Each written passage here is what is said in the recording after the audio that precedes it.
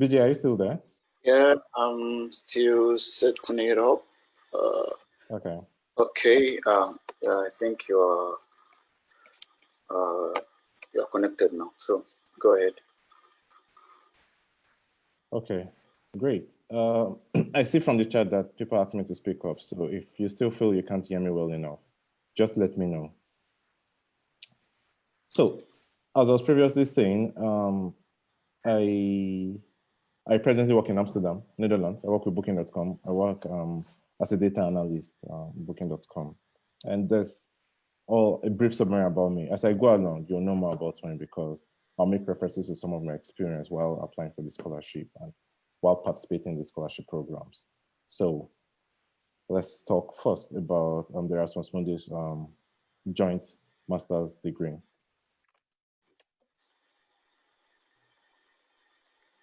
All right, so the Erasmus Mundus joint master degree. I like to think about this as the most prestigious European scholarship you can get. It's a full degree program at master level, where you get to study at 2 or more universities. So like I said about myself, my master degree program, I studied in a university in Portugal, another in Germany, and another in Spain. And you get to participate in all these 3 universities. So you have students from all over the world. In my program, we were about 10 people on scholarship.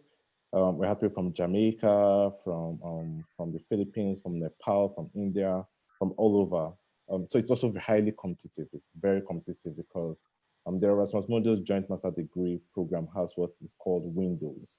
So windows are like areas or countries where they try to get students from. So in Africa, Africa is like a window, and maybe they expect to get like 2 students from Africa.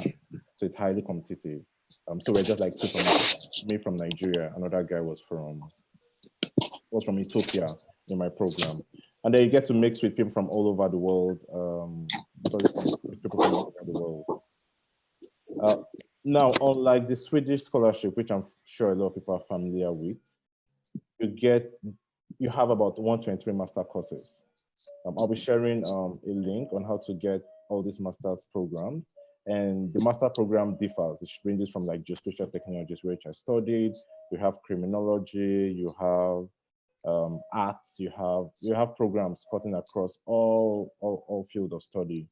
And each of these programs has its own set of rules, its own set of eligibility, its own requirement, the way they select candidates, although there are general rules governing how Erasmus Mundus program is run. Each of these programs has its own website that you go to. They have their own opening, application opening date, application closing date. So you have different programs all under the Erasmus Mundus Joint Master Program that I can apply to. Usually it takes about 12 months to finish the master's degree program, sometimes 24 months. In my case, it was 1.5 years. So I was in Portugal for about 1 year. Then I was in Germany for another half year. And I had a TD supervisor from Spain to fulfill the requirements that my degree has to be from the 3 universities. So let's talk about some of the benefits of the Erasmus Mundus program. First, you have a unique learning experience in Europe. Like I said, you get to move around Europe a little. So you have programs that sometimes you have to visit like 5, 6 countries. It can also be very stressful because you have to use about 4 months in this country and then pack your bags and move to another country and look for accommodation and settle in, and sometimes have to learn the language and the food. So it can be stressful, but it's also very exciting because you get to experience different parts of Europe. You experience different weather. You might be in Portugal that is warmer, and then after some time you move to like Finland that is colder. And at the end, you get to receive 3 types of degree. Sometimes you get a double degree, so you get multiple degrees, sometimes you get a joint degree. It all, like I mentioned at the beginning, there are programs, there are different programs, different courses you can apply for. Some of these programs give a joint degree, as in my case. In my case, I got a joint degree that was conferred by the 3 universities that I participated in during the master's program. So that you get like a multiple degree, so you get more than 1 degree at the end of the program, at the end of the 24 months. Okay, so let's say something like elect that we all know in Nigeria, electrical and electronics engineering. So you have like a degree in electrical engineering, you have a second degree in like electronics engineering. something like that. So sometimes you get multiple degrees at the end of the program, which also makes it very, very interesting. Also, participating program improves your linguistic skills, your cultural experience. So you get to learn different languages because you have to move across different countries, right? And European countries, they all speak different languages. So in my own case, I had to learn Portuguese when I was in Portugal. I had to learn German when I was in Germany. And so you get to learn, a couple of languages. And also you gain intercultural experience. So you live in different countries with different types of people, different behaviors, and different food. I mean, everything is different. So you get to learn about the countries you are visiting. Also, being an international program, you have students from all over the world that you get to. Sorry, let me just mute. Bolaji, can you mute? I'm doing that. Don't worry. Oh, great.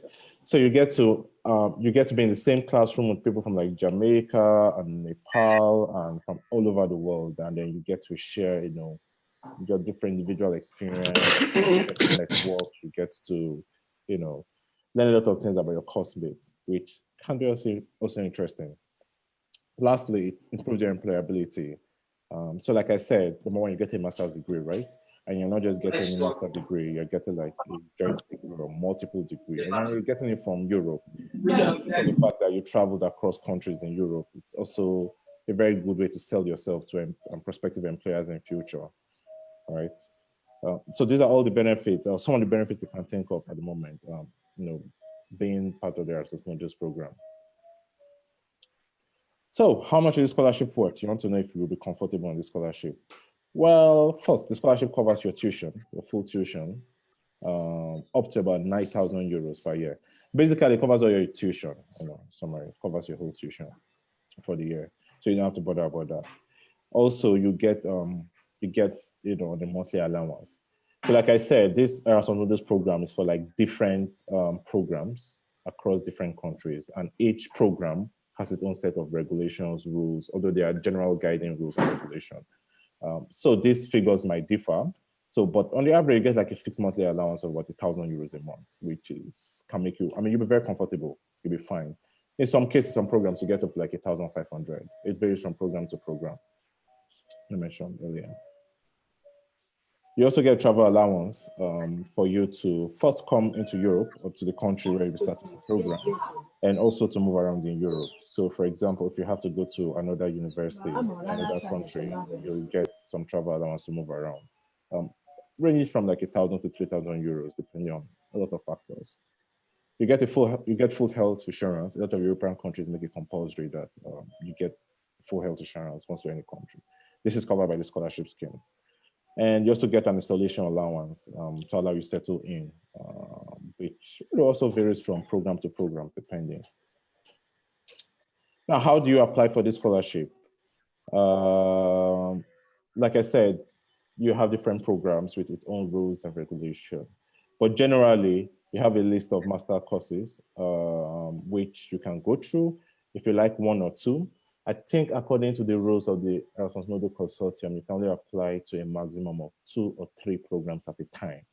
So I always advise that if you see 2 or 3 programs that you're interested in, apply to 2 or 3 of them. If you get selected for the 2 or 3 of them, of course, you have to choose one. But I think you can't apply for more than 3 at a time, which is good because you don't put all your eggs in one basket. So you get to apply to 2 or 3 programs, and that you think you have a very good advantage at getting. And then once you find this program on the website where you have the list of courses, you go to the website, you check the eligibility, you check the requirements, you check everything, and you can apply directly to that course.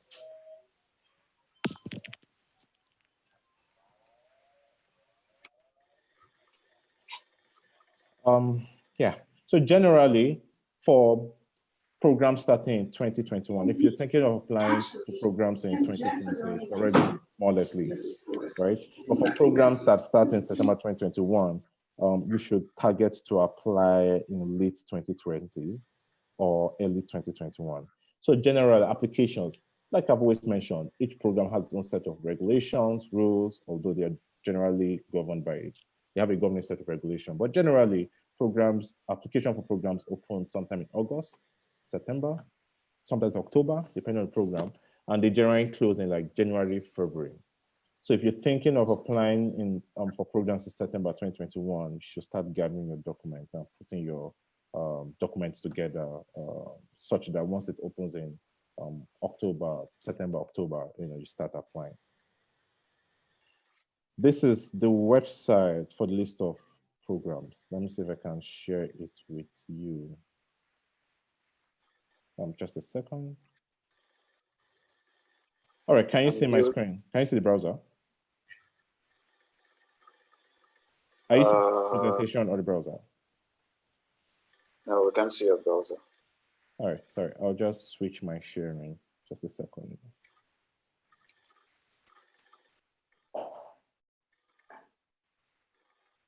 Yeah, can you hear me? Balaji, can you hear me?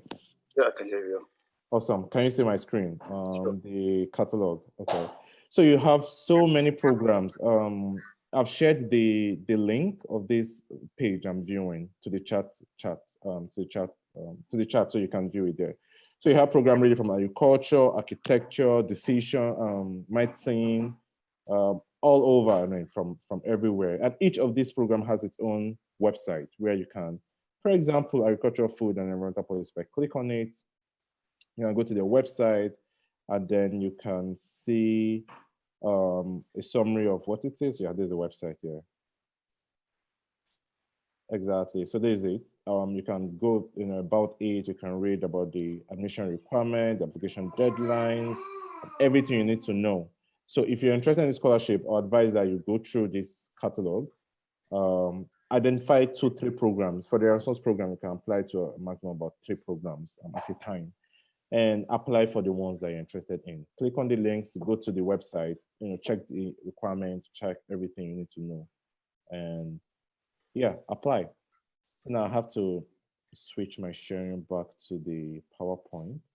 Bolaji, can you make me host so that I can switch my sharing back to the PowerPoint? Okay. Thank you.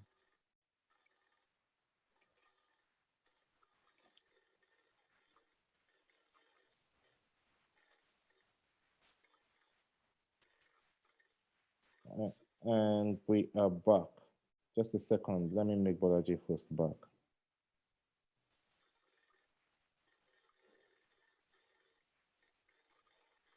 All right. So now for the online applications, what I would advise personally is once you identify the program you're interested in, go to the website, check the eligibility to know if you're eligible. Eligibility varies from program to program. Some are more based on your academic records, past academic records. So, I mean, if you do well in your bachelor's, you stand a good chance. Others, is a combination of academic record and experience. So even if you finish the 2-2 or a third class, if you have some experience and you can prove it, you also stand a good chance. It varies from program to program. So you have to check individual programs to see what their requirements are. For language abilities, some require you to write IELTS, the English proficiency test, like IELTS or TOEFL. Others don't require that.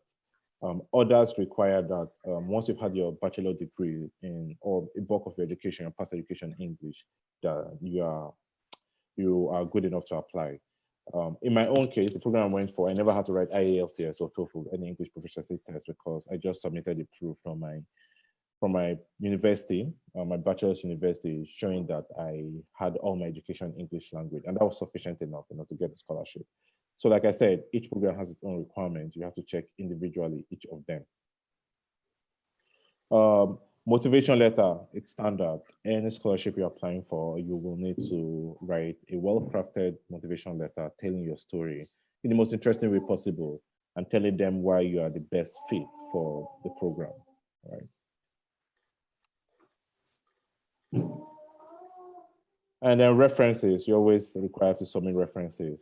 A lot of professors in Nigeria can be very busy. So if you need references from them, I would advise that you start chasing them, early enough, because sometimes it takes a while for some lecturers in Nigeria to give you a reference letter. So if you need references from professors, from lecturers, start chasing them as early as possible. Don't wait till when you start applying or till when the deadline of the application date is near to chase them. Also, get a list of documents you need. It varies from program to program. Sometimes you have to prove that you've been living in Nigeria for a while, so you may have to submit things like electricity, NEPA bills, things to prove that you've been in Nigeria, you're a Nigerian. International passport, you need that. Yes. So the audience is actually from different countries in Africa: Nigeria, Ghana, Rwanda, Kenya. Right. Yeah. So. Yeah. Right. Okay. Thanks for the information. All right. Moving on. Also note the deadlines. Right. Deadlines are very important, and start applying early. It's very important to apply early, not when it's close to the deadline. All right, so what languages will you be requiring? Like I said, it's European countries, different countries in Europe, they all have different languages, which may not be English. The UK speaks English too. But majority of the master courses, in fact, I think all master courses are taught in English. So if you don't know how to speak German or Portuguese or Spanish, it's not a problem because the program is international, you have students from all over the world. So a lot of them are taught in English language. However, it's always also good to master the local language of the country you'll be studying in. So I had to learn Portuguese, I had to learn German. At the moment, I'm learning Dutch for my work. But it's always good to master a local language. And why is it good? Because after your master's program, it improves your employability. If you now speak the local language, it really improves your employability. It also basically adds to your skill set, right? In the future, you never know where to come in handy. And that's all I have on the master's scholarship. Before we start taking questions, I will talk briefly about the PhD funding, and then after we can start taking questions.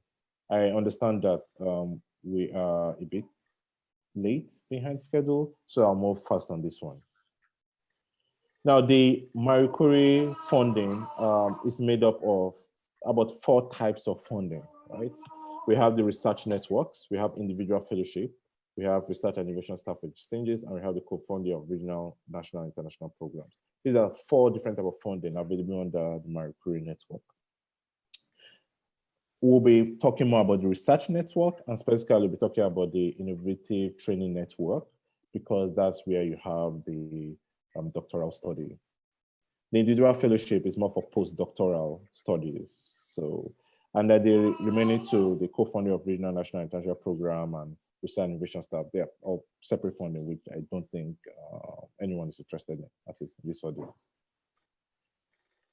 So the PhD funding and innovative training network.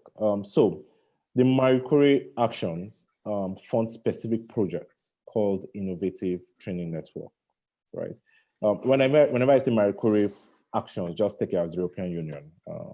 The European Union has a fund which they tag the Marie Curie actions for simplicity's sake, right? They name it after Marie Curie, who was a famous scientist in the past. Now, this fund funds specific projects within groups called the Innovative Training Network, right? So from the word network is a network. It's made up of 2 sets of organizations. We have host organizations and we have partner organizations.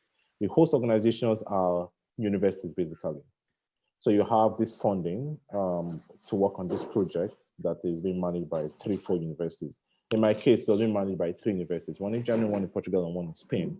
And they have partner organizations. Partner organizations are basically, they could be like research labs, they could small and medium scale enterprise, they can be industry, they can be companies. In my own PhD program, the host organizations were like 3 universities that were hosting the project, and the partner organizations were like companies, so and city councils. So Lisbon City Council was one of them. We had companies that work on skill sets that I was trying to develop as partner organizations within my program. Now, within the Innovation Training Network, there are also 3 types of sort of trainings available for doctoral students. We have the European Training Network, we have the European Industrial Doctorate, and we have the European Joint Doctorate. The Industrial Doctorate is focused more on industry experience, while the Joint Doctorate is focused more on academic, on academia. And we'll talk more about the Joint Doctorate, European Joint Doctorate, because that's what I did, and I'm sure that's what a lot of people are interested in to know. So European Joint Doctorate. So basically, everything I've said there on this joint program is very similar to Joint Doctorate. It's only at doctorate level. So you have this consortium of universities working on a project. They recruit PhD students to work on it. And at the end, you get a joint degree or sometimes a multiple doctorate degree. Joint degree is like the 3-4 universities that you worked on during your doctoral program awards this degree. So your certificate, the 3-4 universities name will be there. All of them have to sign, right? Or some are multiple doctorate degrees. So you finish with like more than one doctorate degree, which can be cool. Now, what makes this program really interesting, why I think it's a bit different from other doctoral programs is you work with several PhD PhD candidates. So a PhD can be very individualistic. So you have one person working on a topic for 3-4 years, and then you get a PhD. In the European Joint Doctorate, you work as an individual on your topic, which is part of a bigger topic. So you're working alongside other doctoral students, So you have a big topic, it's broken down to like 15, 16 pieces, and each doctoral candidate work on it, on that project, within the project. So it's very cool. So you get to work with 3-4 people, so you don't feel isolated so much. When you apply for this doctoral program, like I said, it's a big topic, a big project topic that's broken down to like 16. And 16 candidates are recruited for each of those subtopics. So when you apply for the doctoral program, you already have a fixed topic when you're applying. So if you want to do doctoral studies, you spend quite a lot of time trying to fine-tune your research problem and your topic. The European Joint Doctorate makes it a bit easier because you already have a topic going in, right? So you don't have to beat around the bush. You already, roughly know what you will do during your joint doctoral program. So it saves a lot of time and helps to provide some amount of focus too. The duration is usually 3 years. In my case, my funding was for 3 years, but I was able to finish before the 3 years was up. So that was good. Now, beyond the academic study of research, you also have certain activities you carry out when you're part of the European Joint Doctoral Degree. So you have networking activities, so you have network meetings. Like I said, you have like 15, 16 students, doctoral students working on a project. And these 16, 15 doctoral students are scattered across 4 or 5 universities, host institutions, right? So sometimes you have networking events to bring everyone together. Sometimes you have to attend workshops and conferences as a doctoral student. Of course, all these are covered by the funding, so you don't get to pay any money. Sometimes you have experts invited to come to talk to you about what you're working on.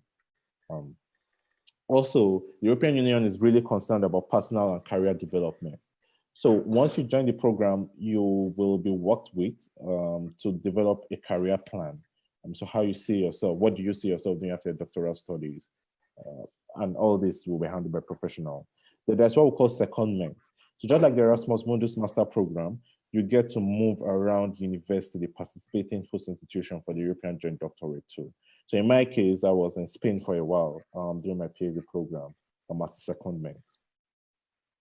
And then you also have public engagement. One of the requirements of the program is public engagement. So you're required as a doctoral student to organize workshop or academic colloquiums to tell the public about what you're working on and to get their feedback too.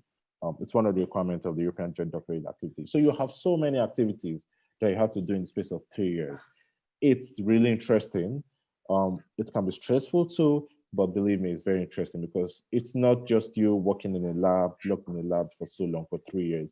You get to go to conferences, you get to attend network meetings, get to go to a different institution to carry out research for like 6 months, 12 months, depending. So it's very interesting. It's a very interesting program. Now, who can apply? So same as the Erasmus program, the European Joint Doctoral Degree, you have several programs. And I'll be sharing a link to where you can get all the programs, all the programs that are presently being funded. Each of them has its own set of requirements, program eligibility, and rules, but there are certain rules that cover all of them. And number one rule is that you must be an early stage researcher. In other words, you must be in the first 4 years of your research journeys. So you must not have had a PhD degree in the past. You must not have been in the research. You must not have been researching for like 6-7 years. You must be an early stage researcher. So it's either you're fresh out of a master's degree program without any research experience, or you've had at least less than four years of research experience.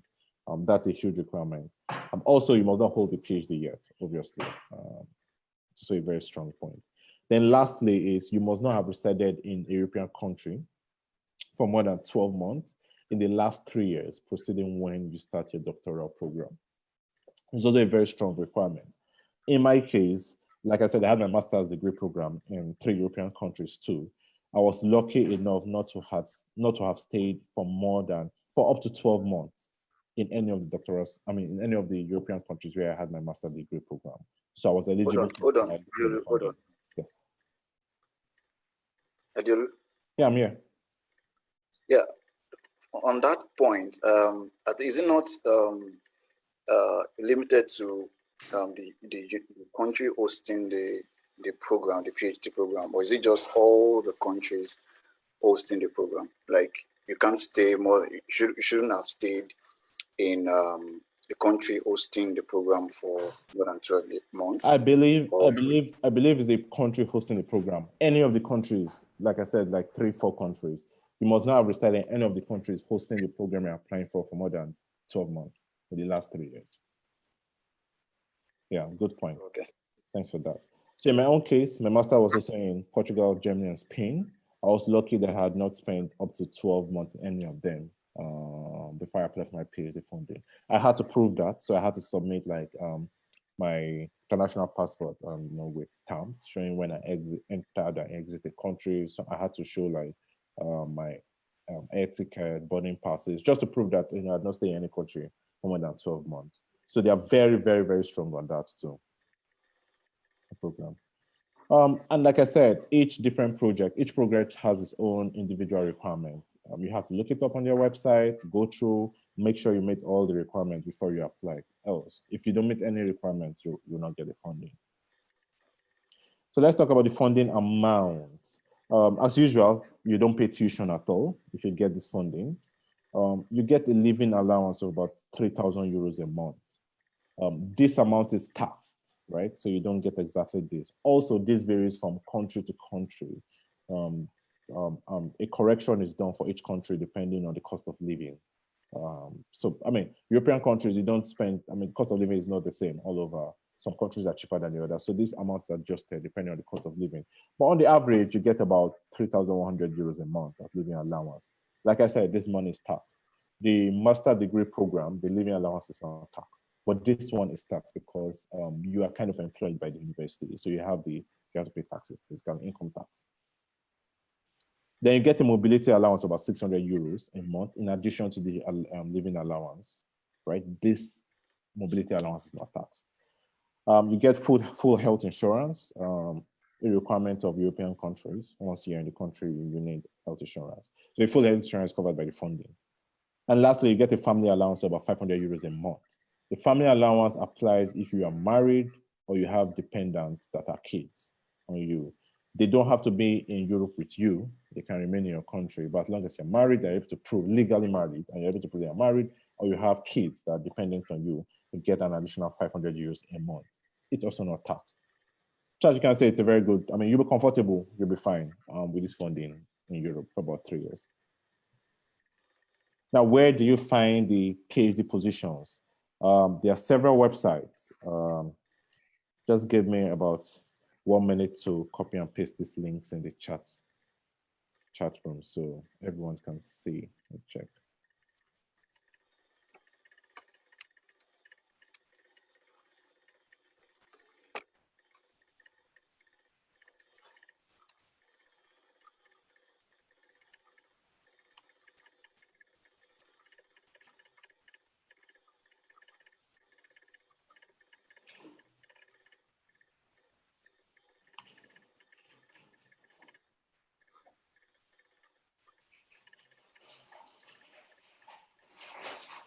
Okay, I've posted the 4 links in the chat so you can individually check them out. They are just basically websites for the Marie Curie actions, specifically the PhD opportunities. So like I said, there are different programs too, different projects you can work in. It varies, starting from biological science, environmental science, computer science, and each of them recruits about 15, 16 PhD students, depending. And then you can see all the information you want. You can see the requirements, you can see the eligibility, you can see deadlines, and all that on these web pages. The best place to get information about the individual programs you want to apply for is on the website of the institution. So check it out. These are other useful links that I think will be interesting for everyone. Probably Bolaji will share this with everyone so you can have access to each of these links about studying Europe and the rest. Thank you very much. I hope I'm still on time. Now we can take as many questions as possible. You can either, I don't know what modality Bolaji will use for these questions, but yeah. Okay, for the questions, I believe you can see the charts. Yes, I can. Okay, yeah. So people are watching on the Facebook group and also on Zoom. So Okay. what's going to happen is, since you can see the Zoom questions, then you can tackle them. Okay. And since I can see the Facebook questions, I can, ask them and you can answer. All right. So we just take Ben one by one. Okay, good. So if you have any question, just put it on the chat group.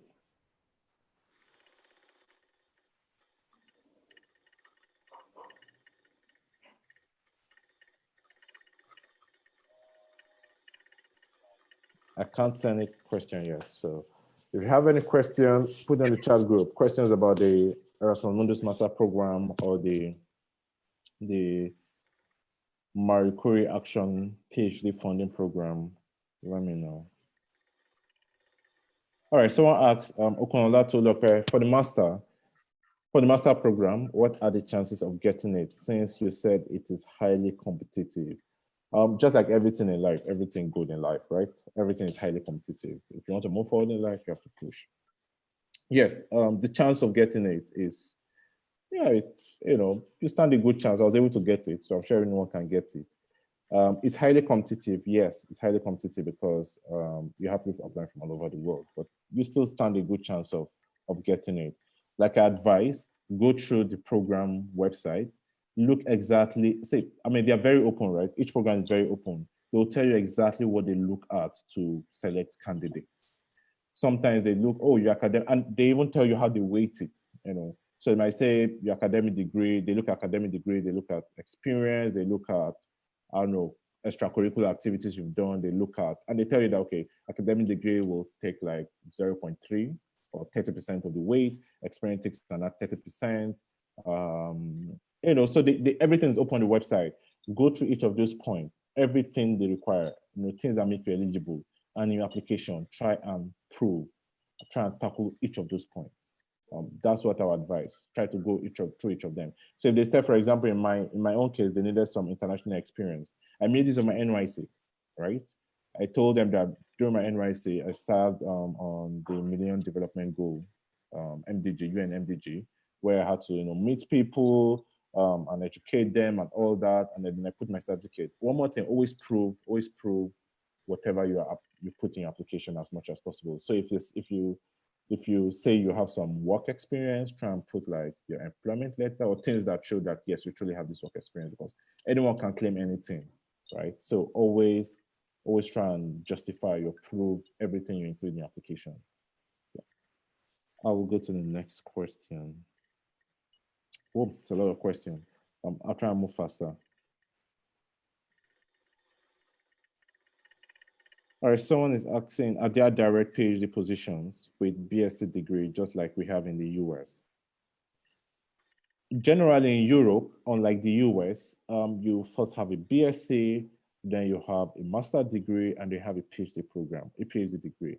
And that's why the PhD degrees there are usually 3 years, because it's expected that you have a master's degree already, right? Unlike the US, where the PhD can be like 5 to 8 years, because you can do like a PhD straight from BSc.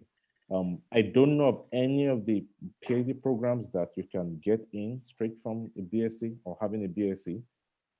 But like I said, check the program page of individual programs and look at their requirements. Someone else is asking, was it immediately after your master that you got the PhD? So I finished my master's in March 2017, after which I started working. I worked for about 3 months. I saw the PhD opening and then I applied and I got the PhD position. So I had like about 3 months in between the end of my master's degree and the beginning of my PhD degree. Between those 3 months, I worked. I had a regular job.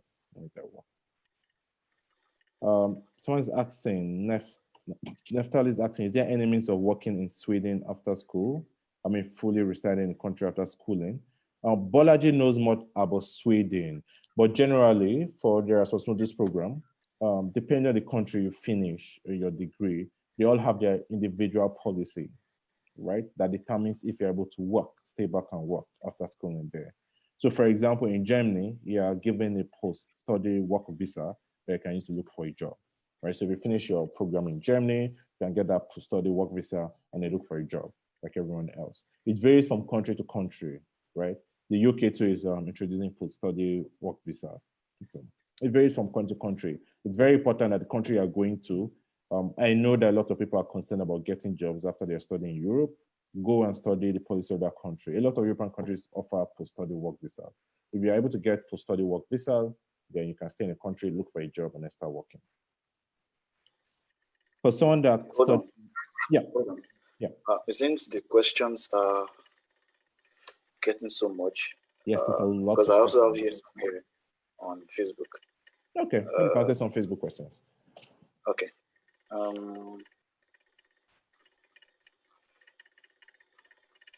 Okay, let me see, where do I start from? For some of us who have graduated since 2010, can we still apply even if we do not, even if what we do now is not related to our degree? Like the person is basically asking if it's professional based, like work experience. Does your work experience have to be related to your intended master studies? Yeah, thanks for the question, person who asks.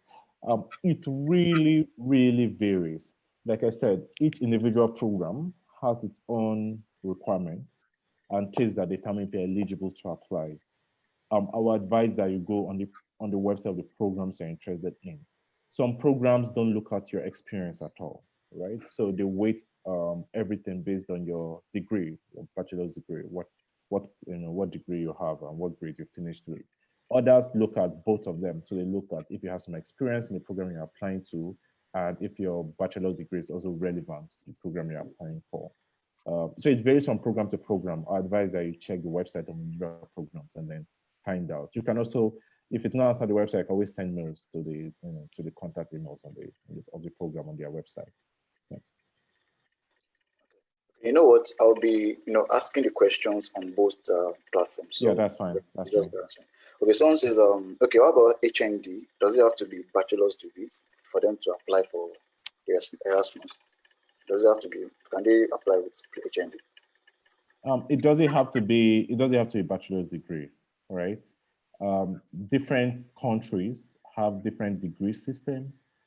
And for this specific question, if you say a program you're interested in, I will advise that you ask the program directly about the HND certificate, because I mean, they might not be familiar with the HND, right? Just like they might not be familiar with all types of degree issued in different countries all over the world. So sometimes you may want to ask them before applying, ask them, first explaining what the HND is and asking if you can apply. From my own experience, the little I've done, so when I was studying, when I was a doctoral student in Portugal, most of the time the university invites me to review applications from Nigeria because they don't fully understand what a HND is. And they ask me, so how is a HND related to a bachelor's? How are they different? How many years do you have to study to get a HND? Is it the same amount of years you have to study to get a bachelor's? And I had to provide advice to them for students coming from Nigeria because I'm Nigerian, right? So this university, they don't know all the types of degree issued in all countries of the world by all universities. So sometimes you may have to reach out to them to ask individually and explaining what your degree is and if you're eligible to apply, and they will definitely reply. Okay. So those that have master's degrees from African universities, can they apply straight for the Marie Curie PhD? Yes, definitely yes. So for the Marie Curie funding, in my program, when I was a doctoral student, about 80% of the students I studied with were not European students. They were from South America, from Africa, just South America and Africa, right? So if you're an Africa student, if you want to apply for the Marie Curie PhD funding, please go for it. By all means, go for it. Once you meet the requirement, yeah, just apply. Okay, so for any of the two programs, the Marie Curie and the Erasmus, is there a requirement for candidates to return to their home countries after they finish their programs? Like, is there a requirement that you must go back to your country? As far as I know, there's no requirements. Like I said, things vary from program to program. For my own program and for programs that I've supported people in applying for, I've not come across that requirement that that requires you to go back to your home country once you're done. So no, I don't think so. Okay, so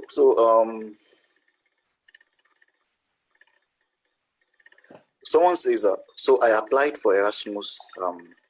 One was about health and the other was about infectious diseases. Eligibility was verified and I got a seat for the Skype interview, which I believed I did well, but I didn't get the scholarship. What do you think could have happened? Anything could have happened. I wasn't on that Skype interview, so it's difficult for me to say what exactly happened. But one thing you must understand is that these programs are highly competitive. The fact that you didn't get it does not mean you're not good enough. A lot of things could have happened. What our advice is that you reach out to the university or reach out to one or two professors if you know the professor there in the panel and try and ask for feedback, right? They don't, I mean, they're not required to give you feedback, but if you politely ask, I'm sure they'll give some feedback. So fun fact, for me, the first time I applied for Erasmus Mundus scholarship, I didn't get it. It was the second time I got it. The first time I applied, I didn't get it. I wrote to the university asking for an explanation, asking for a breakdown of why they think I didn't get it and everything. And they were very nice enough to give me feedback. And based on those feedbacks, I was able to make a stronger application, the following year, and I got it. So what our advice is that try and ask for some feedback from people on the panel or the university. If they are nice, I'm sure they are nice, they'll give you some feedback which you can use to prepare a stronger application next year or yeah. Okay, is there an application fee for any of the two programs? It's completely free. Yeah, completely free. You don't pay anything. For Erasmus Mundus and yes, okay. Yes, they're both free. Okay, now and some people asked that is there any requirement that your BSc should not have been for maybe or not more than maybe 5 years or 6 years? As far as I know, there is no that requirement. Like, do you understand what I mean? Like, maybe you finished from school maybe 10 years ago. Can you still apply for it, or is there a limit that okay, you should have finished maybe in the last 3 years, not more than 3 years? Like I've said severally, requirements differ from program to program. I don't know the requirements of all the programs, so I advise that you check the individual requirements that you're interested in. But as far as I know, for my program or for the little program I've had contact with, there is no such requirement. It doesn't matter when you had the BSc. But double check. And is there any age limits for any of the two programs? Like, no age limit. Fun fact, on my program, we had a student who was in his 40s, 50s. He's from the US. He's a professor in the US, a professor of architecture. And he was in my program. He took a sabbatical to learn more about geospatial technologies and decided to do a master's program, and it was in my program. So I don't think there's an age limit. So now, in your own view, what do you think makes a good motivation letter when you're applying for these programs? First, it has to be personal. Don't copy and paste a generic motivation letter online. You have to tell your story. You're the only one that knows your story. You're the only one that knows the best way to tell your story. If your story is really personal, then the person reviewing your motivation letter can connect with you. It makes it easy for them to connect. See, the person reviewing your motivation letter has gone through thousands of motivation letters. If you write something generic, they can easily tell because they go through each of them. So make it personal. That's the first point. Also, make sure you from the word motivation, right? You have to tell the reason why you're interested in this program. You also have to tell why you're interested in the countries that you're studying in. So beyond just why you're interested in a program, you have to tell them why you're interested in Europe, um, why you're interested in the countries that you'll be studying in, interested in the language and all that, right? You have to make it very personal. And then lastly, you have to state your post-study plan. So the European Union fund all this program not because they Father Christmas, like Santa Claus, right? They fund it because they want to develop the world, they want to develop in these countries. So you also have to state your post-study plans in your motivation letter. I think that's very important. That's all I can think of to make a very good, strong motivational letter. Okay, now someone is asking when. Okay, let me answer this question because I think you've already answered it in the webinar. Where the person is asking when the next application will start for the Erasmus and the PhD.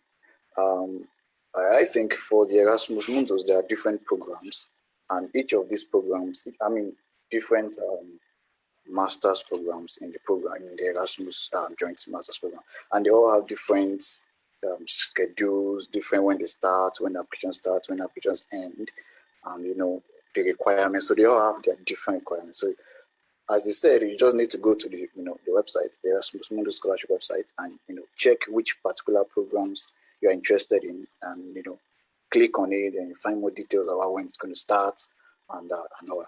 And for the PhD fellowship, Marie Curie, it's like a job advert. So they can announce vacancies anytime. At the moment, there are vacancies for the PhD fellowship. So you just need to go to the PhD.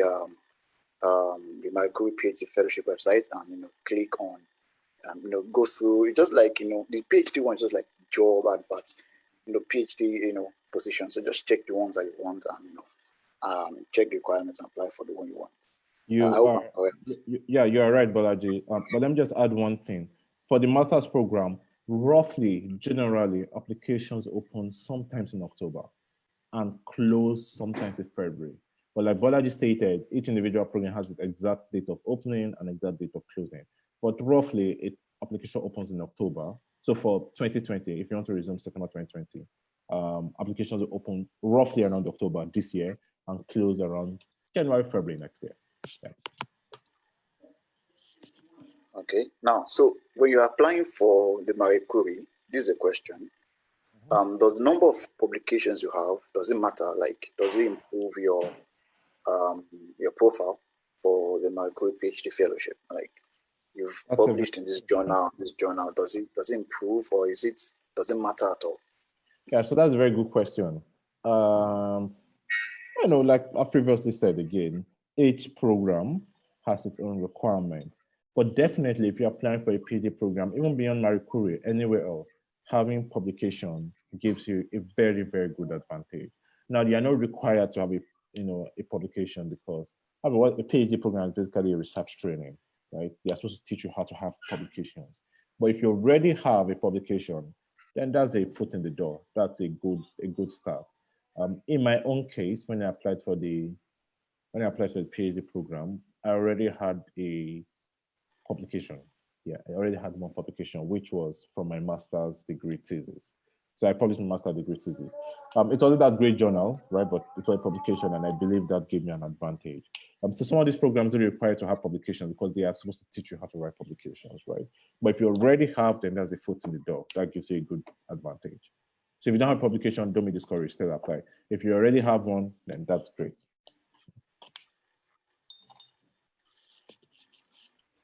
Okay. Okay, someone is asking, I think I'll answer this one, that for the draft of the motivation letter, must it also be in line with SDGs like that of the Swedish Institute, or it should be course specific? Okay, now, we are talking about two different scholarship programs here.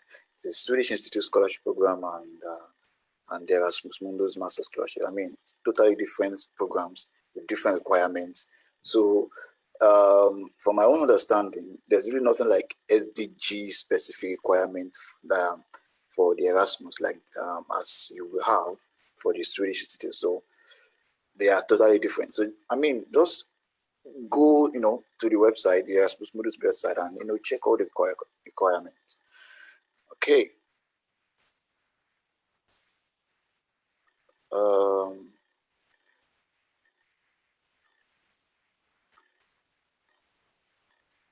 Okay. Now, someone says, now this for you, Diolu. How would you advise an applicant to prepare for the Erasmus Mundus scholarship interview?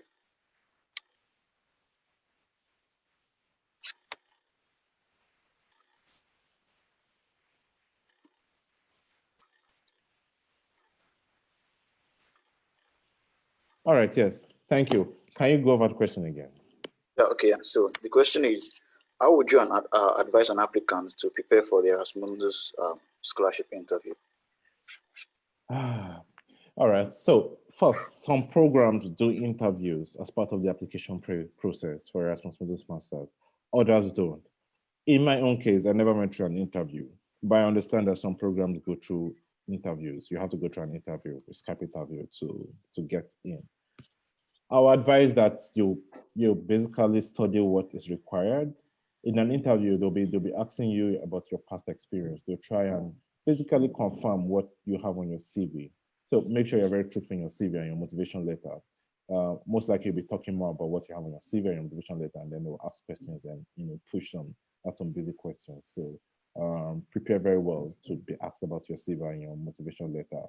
And just prepare the same way you prepare for a job interview. Google up common questions that are asked for scholarship interviews, and then try to answer them yourself before you go in. Yeah. Okay. Let's see.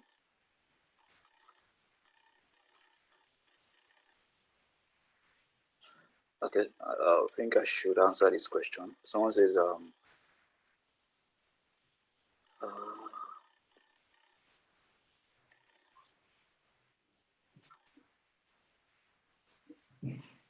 one says, do they give templates for reference letter and motivation letters? I don't believe they do, or do they? Do you? No, do they motivation give templates? motivation letter just writes what you want to write. There's no template. Reference letter too. And There's for no the reference template. letter? No, there's no template. However, Okay. I will advise that for your reference letter to appear legit, that you make use of a letterhead of the person you're getting reference letter from. So if you're getting from a professor in your university, try and make sure that the professor that is issuing you the cover letter uses the letterhead of the university, and then a signature and a stamp, so that it looks very legit. But maybe Bolaji has more to add. I think that answers it basically. Okay. So someone says, for the masters, do I need to apply in the institution first or what? I think, let me answer this. Most of the Erasmus Mundus scholarship master's programs, they have a website, a joint website where you can create your application for each master's program. So you don't have to apply to each university like that. It's like a joint program between different universities, and they have a website. Maybe 3 universities come together and say, okay, we have a master's program in mechanical engineering of space, and then they 3 of them create one website for you to apply for that Erasmus Mundus scholarship for that program. So that's how it works for Erasmus Mundus. All right. I hope I'm correct. Yes, you're right. Each consortium of university has a website that you just apply directly to.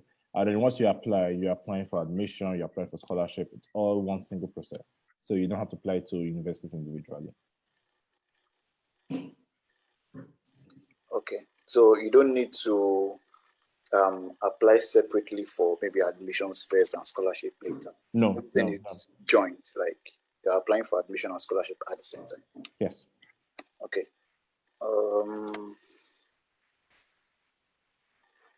Okay, now for the reference letters, which ones are better? Letters from your past professors or from your work experiences? That's a good question. So I'll use myself as an example. For my master's scholarship, I was chasing about 2-3 professors to provide a reference letter. I was only able to get one of them, so I had to get someone from where I was working to also write a reference letter for me. Ideally, I don't think it matters. It also depends on the program, right? But I think because you're doing a master's degree, which is kind of academic in nature, I believe getting a reference letter from academia, has a very good weight to it.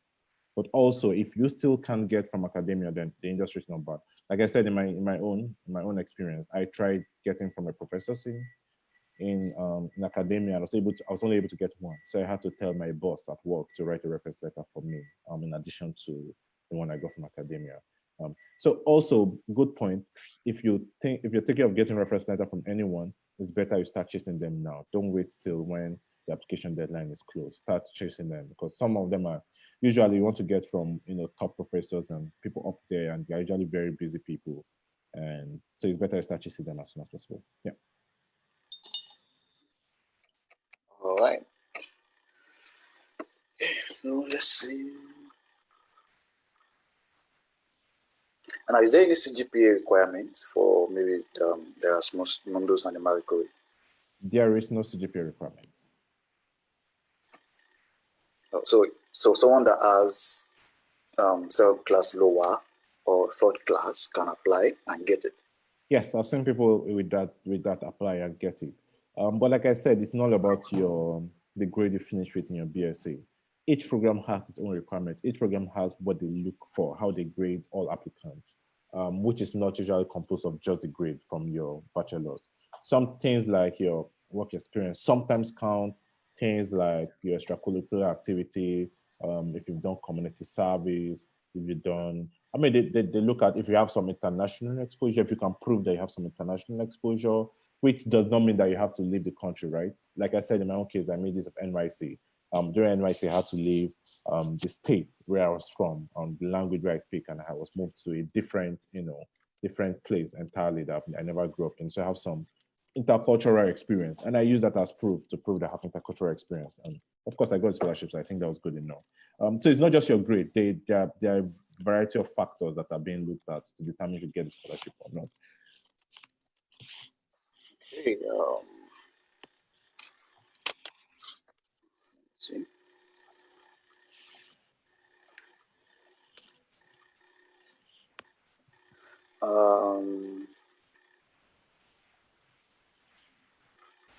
Okay, I believe some people are mixing the emails I've been sending to them about the Swedish scholarship and the Erasmus Mundus scholarship. Now, whatever I've been sending to you personally has been about the Swedish Institute scholarship, which is very different from the one we are talking about in this session, which is the Erasmus Mundus. So they have different requirements, different, everything is different, procedure and all.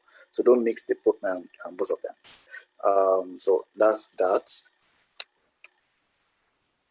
Because I'm seeing someone asking about work experience, like if you only have one year work experience now. That's for the Swedish Institute scholarship, where you need to have at least 3,000 hours of work experience before you can apply for the scholarship. Now for the Erasmus Mundus, there are different requirements.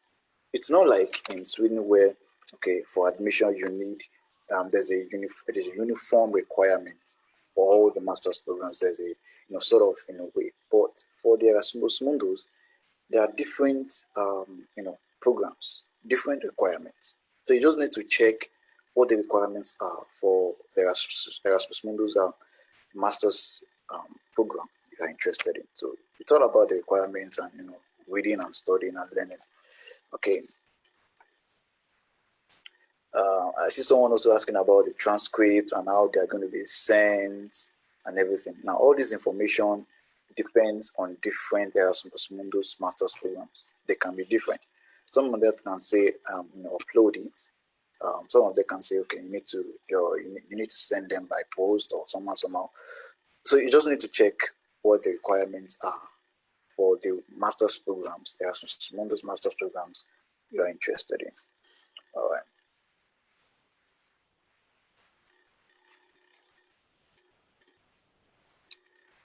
Okay, I think we should be ending this session soon. We'll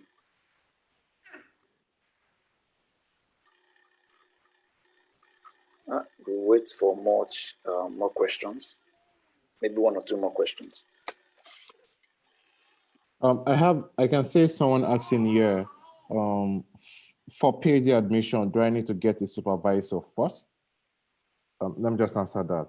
So for the PhD admission, like I said, it's already preset. So you have a PhD project gotten by like 3-4 universities. And this project is divided into like 15, 16 subtopics. Each of these topics already have supervisors, they already have set topics. So you don't have to get a supervisor first. Once you apply, for that topic, if you get the PhD funding, then the supervisor already pre-assigned that topic becomes a supervisor. So you don't individually have to look for a supervisor, which is also one cool thing about the Marie Curie program. So it's very simplistic. I know a lot of PhD programs require you to first, look for a supervisor before you apply and all that, but not in Marie Curie. It all comes together in one package. The topic, the supervisor, everything. Okay. Okay, I can also see some people asking questions that have already been answered. So don't worry, this session is being recorded, and at the end of everything, we'll make everything available for you to watch over again or maybe download. So don't worry.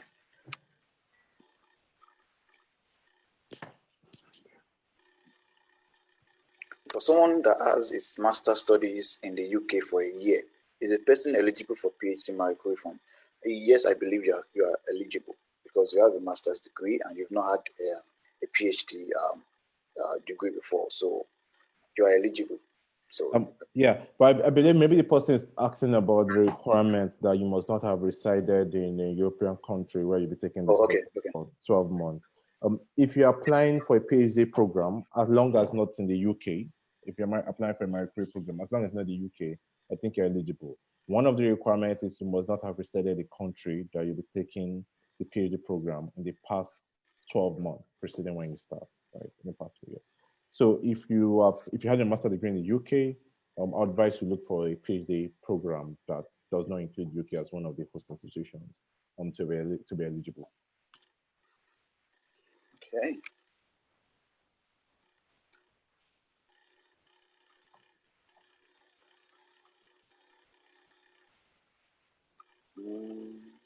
Okay.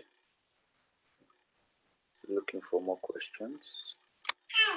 Joseph Ulo is asking, do I need to have 6 new topics to research on before applying for PhD? Maybe you didn't understand. So for the PhD, like I said, there's a major project topic and there are like 6, 7, 12 subtopics. There will be people recruited for each of these topics. Not one person will do the 6 topics. Right? So just to clarify that. Okay. Now let me answer this. Someone says, can someone use a professor who didn't teach him or her in school as referee?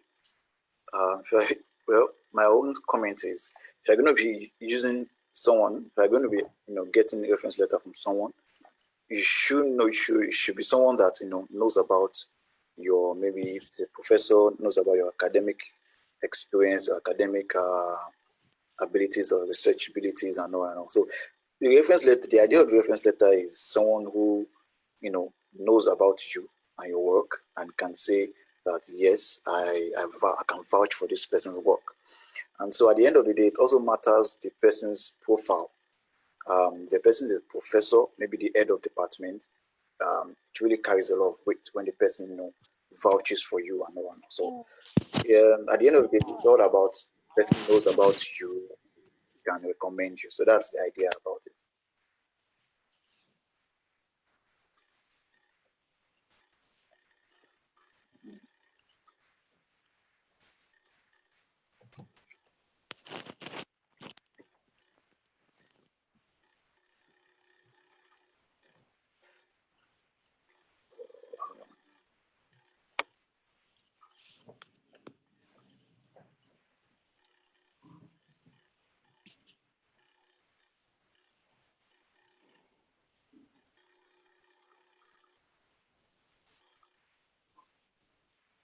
Riri Johnson is asking if the Erasmus Mundus scholarship also offers PhD in global health. First, assuming that you're asking for the Marie Curie funding. At the moment, I'm not sure if they offer like a PhD in global health. Like I said, there are different programs that recruit throughout the year that have been funded by the Marie Curie Actions. You need to find out the individual, you need to check and see if there's any program recruiting for global health at the moment for a PhD. Okay, someone says, does it mean that if I have left the UK in the past 12 months, can I still apply for the UK again since it's been more than 12 months since you left? No, it's not about since you left, it's about how long you spent in the UK or in any European country. If you have spent at least 12 months in the UK, you can apply for a Marie Curie PhD fellowship that is hosted by a UK university. It has to be one that is hosted by another European country, maybe Germany, Sweden, France, Spain. So that's what it is. Let me add to that. So it's 12 months in the past 3 years. Okay. So if you've left the UK more than 3 years ago, then yes, you can apply. But if it's not more than 3 years ago, you can't. Okay.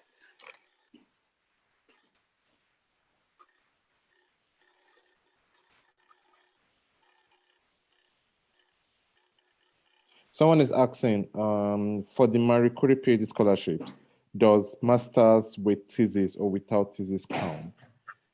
So I understand that there are some master's degree that are professional where you don't have to write a thesis, and there are some that are academic where you have to write a thesis. Generally, if you do a professional master's degree, it's not supposed to lead to a PhD because it's professional, it's not academic. So in other words, you don't write a thesis with the bulk of what you do in your PhD. You're researching and you're writing like 3-4 dissertations or so. However, I'll advise that you check the individual program of the PhD you're interested in. But generally, I think an academic master's degree is better for a PhD program compared to like a professional master's, but still check. Okay.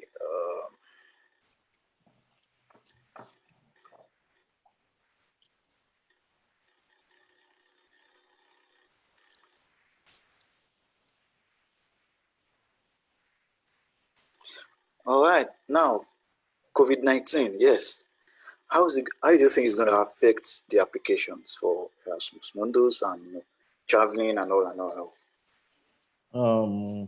So the European Union makes funding available for these programs, and they make them available like, so for example, the Marie Curie funding, it's called the Marie Curie Actions. It's called Horizon 2020. So there was funding available from like 2015 to 2020, some billions of euros that was available at once.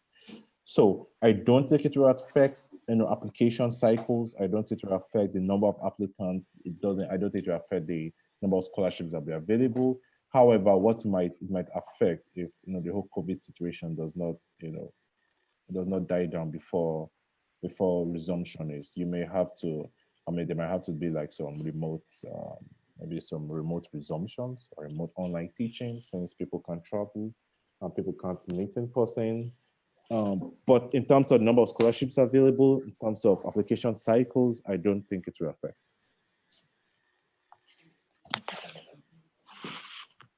Okay.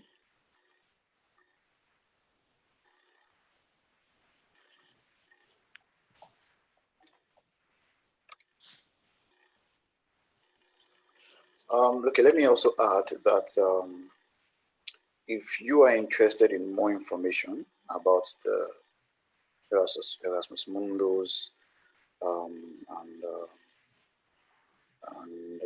the Marie Curie, you want more information, more maybe updates and all, you should sign up on Scholars.Africa/Erasmus. I don't know if Julie can type it out on the presentation. Scholars.Africa/Erasmus.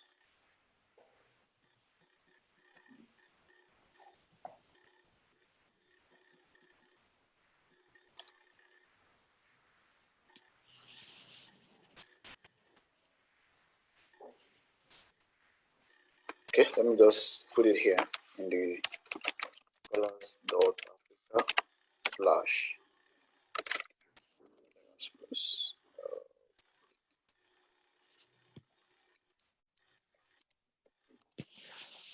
In the meantime, let me answer this question. Someone is asking that please, does the reference letter have to be from a professor, or one can get it from a junior lecturer? So the reference letter is you trying to sell yourself, right? Generally, you want a professor, a top professor, to refer you, because it's like someone's endorsing you. If you know a top professor endorsing you, then it means you are very good. Ideally, I will advise a professor who gives you a reference letter. However, we don't live in an ideal environment, and some of these professors can be very busy and can be difficult to get reference letters from them. So even a lecturer will do if you can't get from a professor.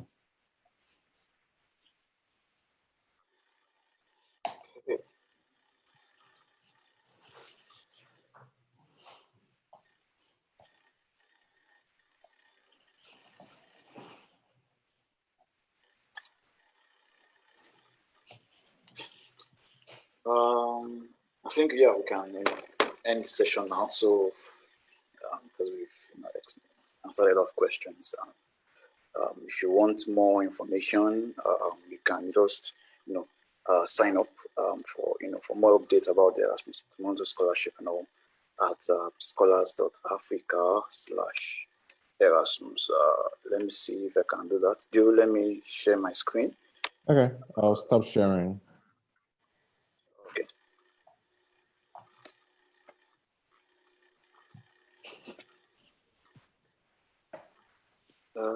Okay. So it's Scholars.Africa / Erasmus.